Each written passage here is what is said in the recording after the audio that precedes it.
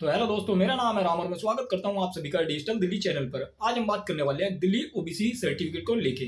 देखिए, अगर आप दिल्ली के अंदर ओबीसी सर्टिफिकेट बनाना चाहते हैं तो आप किस तरीके से बना सकते हैं।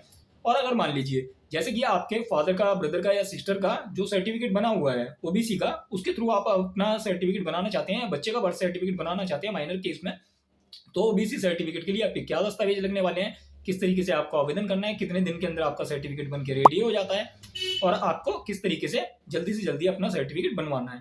तो देखिए, सबसे पहले एग्जांपल लेंगे कि जैसे मान लीजिए अदर स्टेट के बेसिस पे बात करने वाले हैं हम यहाँ पे। दिल्ली वाला 1993 के बेसिस पे बात नहीं करेंगे। 1993 के बेसिस पे जो ओबीसी सर्टिफिकेट बनता है उसके लिए मैंने ऑलरेडी वीडियोस बना रखी हैं, तो आप उन वीडियोस को देख सकते हैं।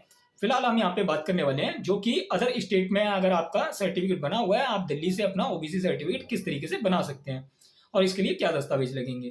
और देखिए, अगर आप SC ST ओबीसी सर्टिफिकेट के लिए अप्लाई करवाना चाहते हो तो आप हमारे से कॉन्टैक्ट कर सकते हैं। इनकम डोमिसाइल सर्टिफिकेट के लिए, ई श्रम कार्ड के लिए, पासपोर्ट अप्लाई करवाने के लिए, ड्राइविंग लाइसेंस आपका अगर खो गया है, या फिर आप वोटर ID कार्ड के लिए आवेदन करवाना चाहते हो, तो इन सब चीज़ों के लिए आप हमारे से कॉन्टैक्ट कर सकते हैं। पेंशन इत्यादि के लिए भी, जो कि हैंडीकैप पेंशन होती है, विधवा महिला पेंशन होती है, डेली बेनिफिट स्कीम होती है। तो देरी ना करते हुए आगे चलते हैं। देखिए, ओबीसी सर्टिफिकेट जैसे मान लीजिए आपका फादर का बना हुआ है, एग्जाम्पल के तौर पर लेते हैं कि आपके फादर का हरियाणा का बना हुआ है सर्टिफिकेट। अब आपको दिल्ली के अंदर अपना सर्टिफिकेट बनवाना है, क्योंकि क्या है, जैसे कि मान लीजिए जैक की काउंसलिंग होती है, तो जैक की काउंसलिंग में भी आपको दिल्ली का ही सर्टिफिकेट देना होता है। तो आप यहाँ पे अपना सर्टिफिकेट किस तरीके से बनवा पाएंगे। आपके फादर का सर्टिफिकेट जो बना हुआ है वो हरियाणा का बना हुआ है। हरियाणा का भी हो सकता है, बिहार का भी हो सकता है, राजस्थान का भी हो सकता है, मध्य प्रदेश का भी हो सकता है, उत्तर प्रदेश, किसी भी स्टेट का आपका फादर का सर्टिफिकेट बना हुआ है। तो आप चाहते हैं दिल्ली के अंदर आपका सर्टिफिकेट बन जाए ओबीसी। तो देखिए, काफी लोगों को यहाँ पे ये टेंशन रहती है कि 1993 का प्रूफ कहाँ से देंगे। तो देखिए, अगर आप अदर स्टेट के बेसिस से सर्टिफिकेट बनवा रहे हैं दिल्ली के अंदर, जैसे कि आपका फादर का किसी भी स्टेट का दूसरे राज्य का सर्टिफिकेट बना हुआ है, उसके थ्रू आप दिल्ली के अंदर अपना सर्टिफिकेट बनवा रहे हैं, तो आपको 1993 का प्रूफ देने की जरूरत नहीं है। आपको यहाँ पे डॉक्यूमेंट्स में क्या देना होगा, तो डॉक्यूमेंट्स में आपको देखिए, सबसे पहले आपको जो डॉक्यूमेंट देना होगा, आपका आधार कार्ड होना चाहिए, दिल्ली का होना चाहिए।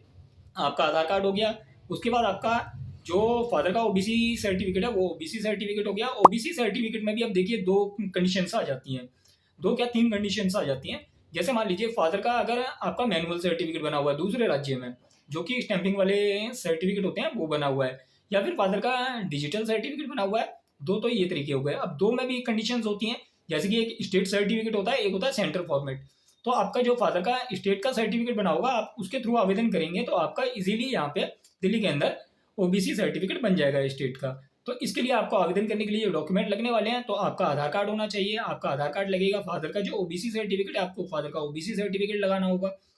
उसके बाद देखिए, अब ये दो चीज तो हो गई जो कि मेन है, जो कि आपका फादर का, जिससे आपका कास्ट सर्टिफिकेट बनने वाला है। अब आपको यहाँ पे एक आईडी प्रूफ और देना होगा, जैसे कि आपका जो फादर का सर्टिफिकेट बना हुआ है ओबीसी का, उस सर्टिफिकेट पे जो एड्रेस मेंशन है वहाँ का आपको एक फादर का आईडी प्रूफ देना होगा। अब आईडी प्रूफ में आप क्या क्या दे सकते हैं, तो देखिए, आप आईडी प्रूफ में वोटर ID कार्ड दे सकते हैं उनका, या फिर आप वहाँ पे उनका ड्राइविंग लाइसेंस बनाओ, पासपोर्ट बनाओ, इस तरीके का कोई भी उनका एक फोटो ID आप यूज कर सकते हैं।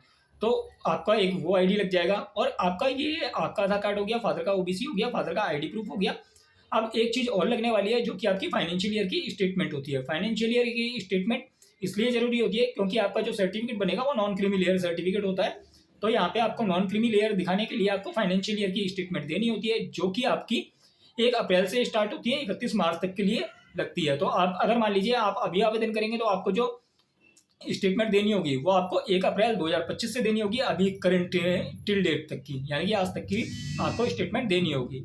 तो ये चीज़ें हो गई आपकी। इसके बाद जो एप्लीकेंट होगा उनका एक फोटो देना होगा आपको। बस इसके बाद आपका आसानी से आप E-डिस्ट्रिक्ट पोर्टल से आवेदन करेंगे और आपका सर्टिफिकेट बन जाएगा। और अगर आप लोगों को अप्लाई करवाना हो तो आप हमारे से कॉन्टैक्ट कर सकते हैं। धन्यवाद।